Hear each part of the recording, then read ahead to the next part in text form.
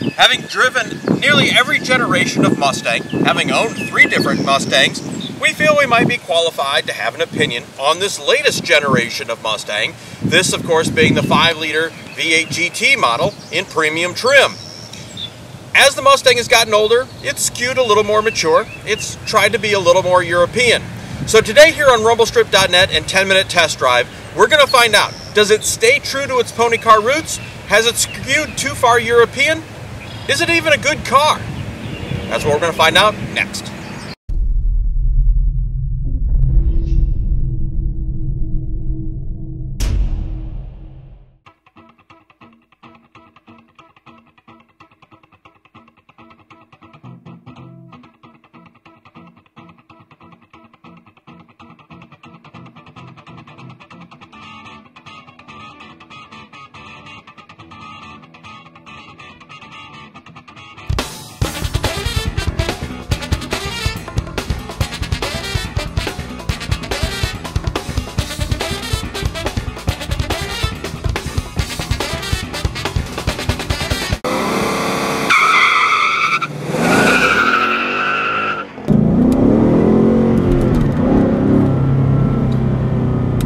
So right off the bat, the V8 Mustang makes all the right V8 Mustang sounds.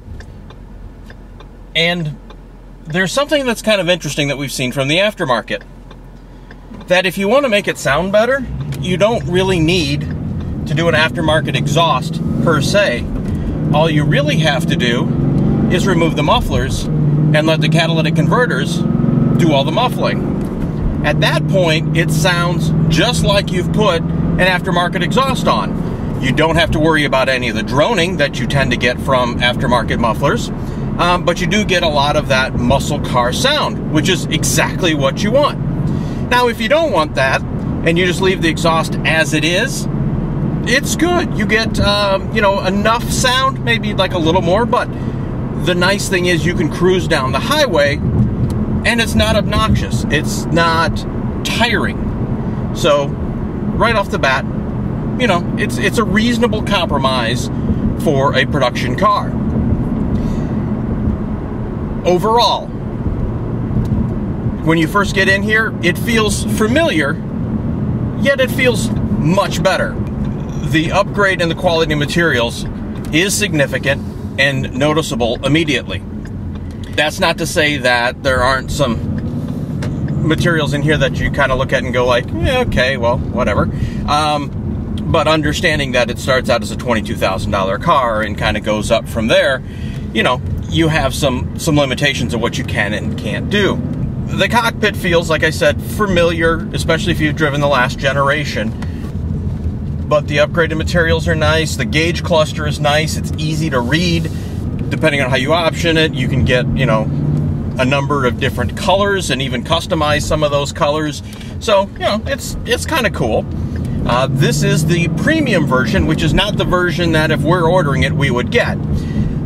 That said, in this version, it's nice, it's comfortable. You know, I like it, but it's not what I'd want. And that being, it's got the big touch screen, it's got the leather interior, heated and cooled seats. Not that I have anything against that, but when I buy a Mustang, having owned 3 or having owned on my 3rd Mustang, these aren't the features that I'm looking for.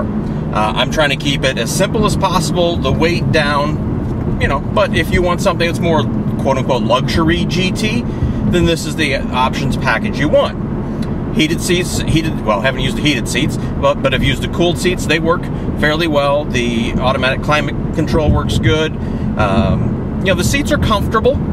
They're not the best seats we've had. Certainly not the worst, but they're nice, they're comfortable, they're supportive. Could use a little more support as you kind of drive hard in it, though. 6-speed transmission is good, although trying to get 3rd gear occasionally, if you're, you know, banging gears, you sometimes get 5th. And the 5th, 6th gear needs a little help. So aftermarket shifter, definitely high on the priority list. You know, this has the track app pack, which is cool because it does have the line lock, which works great. It has the launch control, which we've used at different RPMs. That works very well, too. You know, the acceleration timing, we've used some. We just haven't had a spot where we could really wring it out, but we've run back to back to back, like say 0 to 30, 0 to 60 runs, and you know, it's been pretty solid. I think the best 0 to 60 run we had was right around 5 flat, and that's just on a normal road with, you know, 35 pounds of pressure in the tires. So, you know, you take it to a track, you'll do better, but that's a kind of a semi-realistic number. How could it be better? Well, if you ordered the track pack in it with the 373 gears, that comes with better brakes and a few other things. One of the things that we really notice is the fact that it has pretty high gearing in it. At 80 miles an hour in 6th gear, you're turning just over 2,000 RPMs. Just driving around and accelerating, you don't have to shift into 3rd gear till about 63, 64 miles an hour. We're guessing because we're, you know, not staring at the speedometer as we're doing it. But kind of you get a glimpse out of the corner of your eye. So that is definitely something we would want, is the track pack in this thing. In fact, that would be checkbox number 1. Would we get the Recaro seats? I don't know. I'd have to really sit in them. These are okay. As a daily, they're probably perfect. Even with the low gearing, getting off the line is cake. This thing has, you know, 370, 390 foot-pounds of torque, 430 horsepower plus. You know, it's rated at 1. What you get at the wheel is, you know, something probably a little, well, obviously it's going to be lower, but if you were to do the percentages, it probably comes up a little higher. The motor is a little bit underrated. No complaints there. It's supremely flexible. It has good torque down low, but you really feel the power come in over 5,000 RPMs, and right up until the 7,000 RPM red line on this. Great motor. I've always loved the 5-liter Coyote motor. I wish it had a little more torque to it, but you know, it's good. And certainly lots of parts that you can upgrade to it to have 500 horsepower naturally aspirated with few things. You throw an intake at it, some exhaust, a little bit of tuning, and you're pretty much there without even, you know, cold air and all that other stuff. But you know, I mean, it's not very difficult to have you know, pretty substantial package in this thing. You know, dailying this thing for a week, it's been great. I haven't had any issues with it. We've done stints on the highway where, you know, we've been driving 75 miles an hour, and you know, between 75 and 80, and we've pulled down right at 30 miles to the gallon. Now you hammer it a little bit and it's going to drop quickly. You have to be very light-footed to try and even come close to that. But you know, if you want to be careful with it, it'll get pretty good gas mileage, especially when you consider how big this car is. And there comes to one of the points we have about this car that we're not particularly thrilled at. The car physically is, I mean, when you measure it, it doesn't come out as big, but it's still a bigger car. It's long. There's certain angles, and we'll talk about the styling in a minute, that we're not thrilled with, and part of it is the front end because of how long the front end is. Yet when you get in the interior, it doesn't feel cramped. The interior, at least for the driver passenger, feels about perfect. But for as big as the car is, there is no back seat room. There's no leg room back there at all. My wife is 5'3", and she can barely get in the back. In fact, her head hits on the glass if she leans all the way back. So interior dimensions aren't the best, but so it's not really a 4-seater. It's more of a 2+ occasional 2, or 2+ very small 2. The other issue is weight. Over the years, the Mustang has gotten a little porky. Now, maybe not as porky as the Camaro, and nowhere near as porky as the Challenger, but still at, you know, 3750, that's a lot of weight. To put that into context, our 95 GT weighs 3,300 pounds, 3,330 technically with a full tank of gas. That's a lot of weight. It's a lot of weight, and one of the issues we had with it is there was some promise of weight coming out of this car, and really it's even a little bit heavier than the last generation. Now, I know people want you know, more comfort, they want it quieter, they want more gadgets and electronics and blah, blah, blah. And you know what? That adds weight. I really do wish, and I know it's probably a small segment of this, of the people who are buying these vehicles, but I do wish they'd almost bring back the LX. Something that's very basic, very stripped down, for people who just want a cool car or a fun car without a lot of the gadgets. And you can kind of get that in the base model, but still there's room for improvement there. As we talk about the styling, when we saw this car 18 months ago, we had issues with the styling then. Honestly, still have many of those same styling issues today. The front end is too long. It's a little awkward. The rear 3/4 window is a copy of, you know, 7 different models that are out there. Many of them, you know, Japanese, but a few Europeans as well. The back end, oh, it's so close because it is, you know, it does pay tribute and has some very similar lines to, say, the 69 and 70 Mustangs.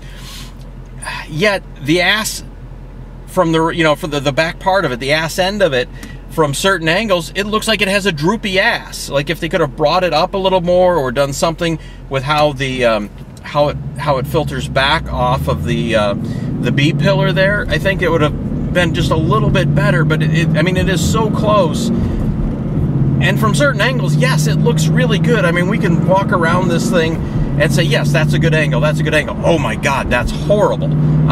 You know, it's one of those things where you wish they could have spent like even another couple weeks just tweaking the design just a little bit more. Maybe walked away for a day or two and had to think about it and then came back and look at it and go, you know,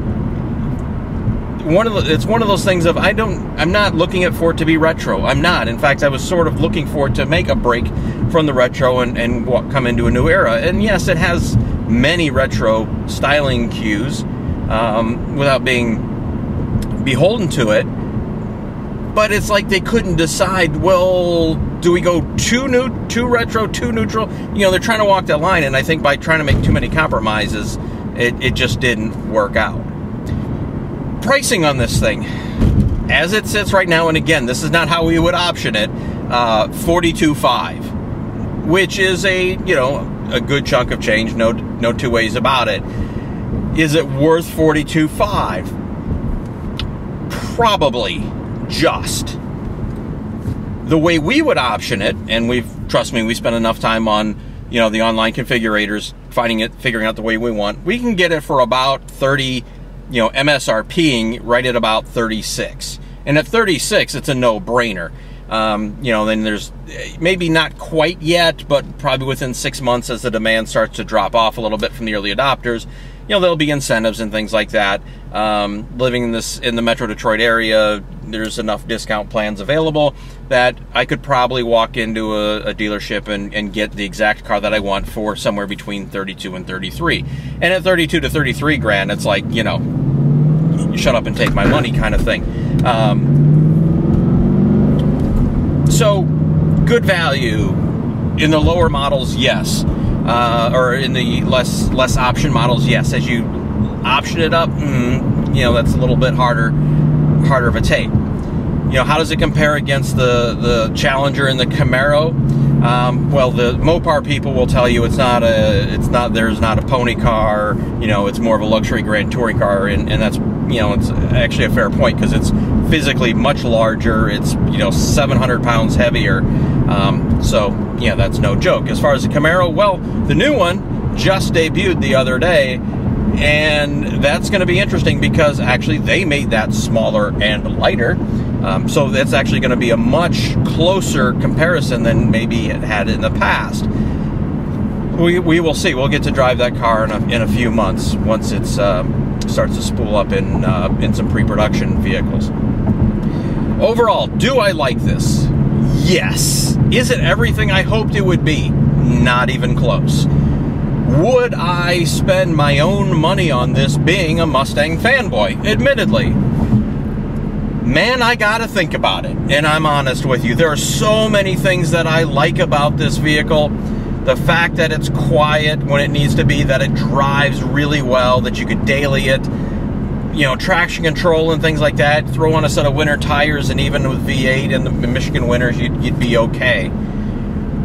Pricing even, I don't have too many issues with the way that, again, we said we would price it out and what we would purchase it at. But the styling hurts us a little bit. There's just a few niggling little things. I mean, would I buy it? Yes. I'm actually seriously thinking about selling my personal 95 and using that money towards this. So it's there, it's close. Look, it's one of those things. This is not a, you know, rational decision to buy a car like this. It's, you know, it's an emotional decision, and I try to take a lot of emotion out of stuff when I purchase things, just to, you know, save myself a lot of grief later down the road. Should you buy this? Go take it for a drive and see if you can drive it for more than 15 or 20 minutes. Like if you can get an extended drive for, you know, an hour or so, and you can drive it on something more than just surface streets or just freeways. Get a feel for what it is, what it can do. Man, it's a good car, and I like it a lot. And with the GT350 coming out soon, it's like, yeah, that's the one you really want, but that's going to be $54,000. So, well, there you go. Man, I like this thing a lot. But it's not the instant no-brainer kind of decision to make, and that's what makes me a little disappointed.